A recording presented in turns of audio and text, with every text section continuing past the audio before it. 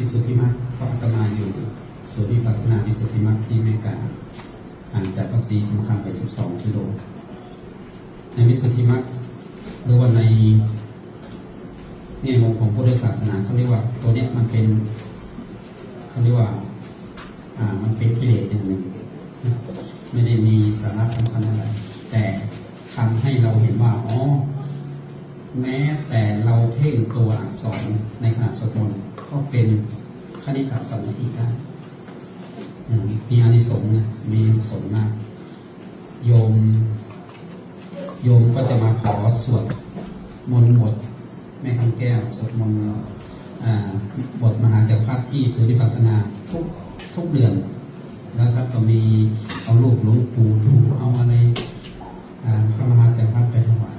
ก็บอกว่าตามสบายแต่เราเห็นว่าโอเจตนามันเป็น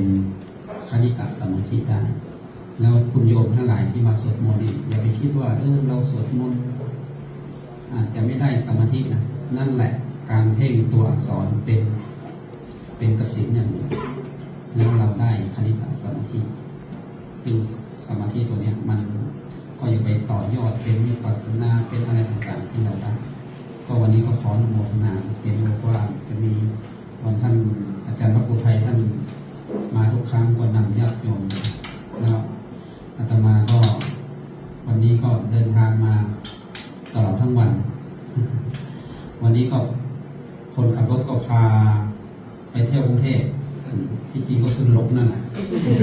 แล้วก็พูดสวยหรูว่าวันนี้มาเราจะเที่ยวกรุงเทพก็เลยมาช้าก็ขออนุโมทนาในกุศลจิตที่ญาติโยมทั้งหลายได้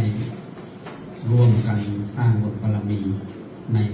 ศีลสวดมนต์การทำสมาธิการในต่างๆไปลงบารมีธรรมของท่านอาจารย์พระครูอภิรักษ์ชินวงศ์ที่ท่านได้ผ่านไปก็ขออนุโมทนาทุกท่านต่อไปรับพรเป็นภาษาบาลียะถาวาริวหาปุราปาริปุเรนติสาคลังเอวะเมวะอิโตทินังเปตานังอุปกัปปติอิชิตังปฏิตังตุมหังคิปะเมวะสมิสตุ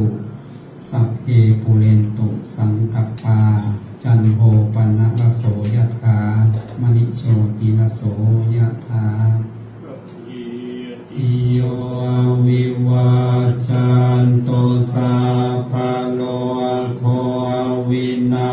ศตุมาเตภวัตวันสุขีทีขายุโกภวะสัพทานาสีลิสานิจังโวธาปัจจา